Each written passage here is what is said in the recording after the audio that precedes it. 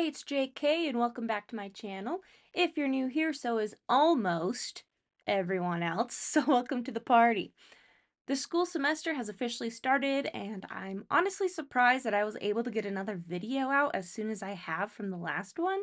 That's a first. It feels good. These dreams were so unhinged too, so let's get into them. Disclaimer. The wording has been changed a little to make the story more interesting and coherent, but in no way has changed the main storyline and the confusing dream structure. Names have also been changed to keep identity secret in case any of JK's friends find this channel. Any relation to similar events or similar dreams are completely coincidental and would be super cool to find out, so feel free to let JK know in the comments.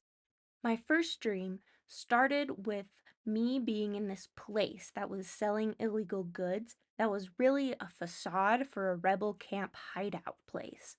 The rebels were against the king and his tyrannical ways, so we all wanted him gone. We were located on the outskirts of the poor village to avoid suspicion.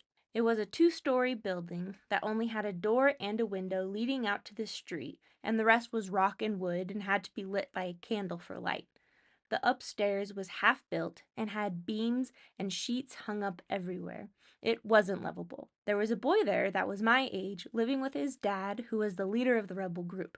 His older sister and younger brother lived with them too. There was this ring that we found out could help us in defeating the king. Unfortunately, the dream never specified how, but I arrived and lived with them for a while. I needed to get a good look at the buildings around us for possible escape routes, if necessary. So, the younger brother showed me to his little tower he liked to climb up to see the sunset with. His tower was really just the upstairs half of the maid loft. I climbed up there with him, and through a gap in the walls, I saw a group of soldiers coming directly towards our building. I hurried down the little tower and told them to hide themselves in any weapons or anything of good use to us. Right as we were done hiding important objects of worth, the guards burst through the door and looked around. There were about 5 of them and probably were more outside, so we didn't dare try to fight them or run away. One soldier said that he found out we were selling illegal goods and said that one must be punished, for it was the law. So they picked the boy my age. I took this as an opportunity to find out the weaknesses of the castle, so I pretended to be a young girl in love with the boy. So I hugged him, but slipped the directions of how to do it in his back pocket. I also told him to be safe, and he showed me these 3 black rings that he had behind his back. Now, these rings had a spell on them, so I smiled at him. The soldiers then took him by both arms. I saw his little brother was on the verge of crying and told him everything was going to be all right. I went to his dad to comfort him, but he was suddenly on the floor and in agony. And we found out the same ring that would help us bring down the kingdom under his pillow.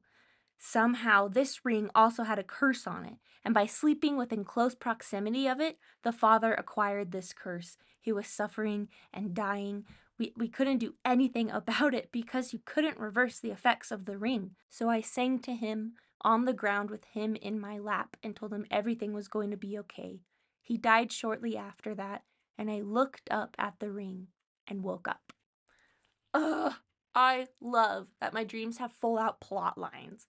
It makes me want to make an entire series based off of this dream alone. Like, what happened to the boy that got taken to prison? How did I find this powerful ring? What did the king do that was so horrible?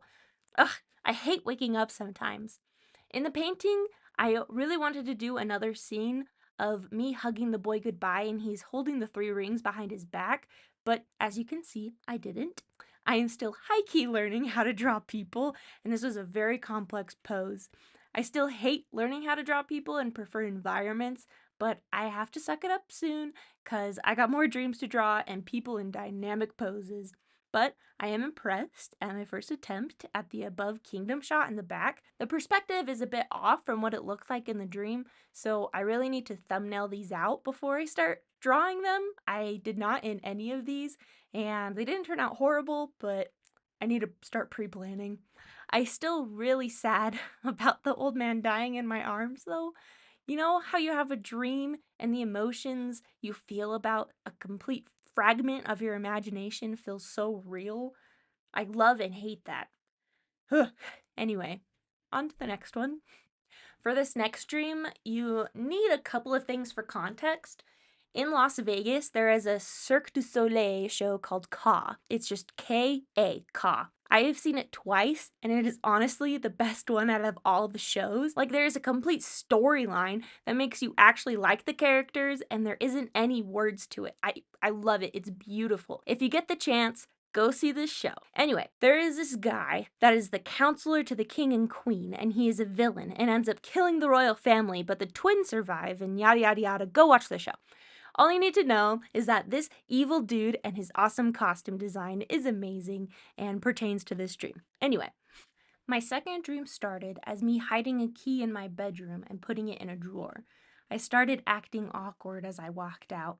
The dream went to a flashback of me opening a tomb door from a pyramid with the key.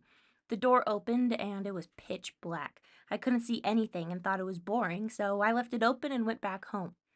Out of my flashback, I'm now sitting in my mom's house's living room with me, grandma, mom, and my sister Miranda. We were all watching a movie when we heard a huge crash outside. I ran out there to see what it was, and I saw the tomb I just got back from. The villain man from Ka came out of the tomb in a pillar of evil light because he was apparently an Aztec god and wanted to take over the world. My immediate thought was, oh shoot, this is my fault. So a couple of my friends and I get together to go to the tomb to defeat this Aztec god. I heard my friend Larry's parents say, "Oh, he's so brave for volunteering to defeat him." I only roll my eyes and give my dad a hug, potentially goodbye. I headed inside the building adjacent to the pyramid and pretended I was part of the staff of an important CEO company that worked there. This was so I could get to the cafeteria and grab lunch and go to my table where all my friends were going to help beat the Aztec god dude. We started talking, and some kid that was talking to me said he couldn't wait to kick the god's butt, and I told him only I was going to go to the top floor to defeat him because it was my fault. Liam, who was sitting next to me, started laughing, and I did too for some reason. The actual CEO of the company came over and told me and the couple of friends that were there to join her in her office. We head inside of the elevator to head up there, and as we ride up, I'm thinking that this is my chance to make things right. But we stop at a floor that was still under construction instead. We ooh and ah at it because the CEO just wanted to show off the new renovations. Then I woke up. It just drives me nuts when I wake up. Ugh. Also, before a few people notice the inconsistencies of the culture stuff, yes, I know that the pyramid I drew was an Egyptian pyramid and not an Aztec one. That's how it was in my dream, so I drew it that way. Also, yes, I know the style of Ka is more of an Asian inspired kind of style and not Aztec, but again, dreams. But this picture I actually love. For some reason, when I was screen recording it on my iPad, the last file, like the last recording, was about an hour long and it got corrupted somehow. And so it just starts blipping randomly. And then there's just these long segments where it's just like a frozen screen when I've actually made so much progress. So in the video, if you notice that there's nothing happening on the screen, that's why, and I try to speed it up as fast as possible, but here's the end result. I hope you like the end result. This last dream, I was looking for the rabbit in Alice in Wonderland.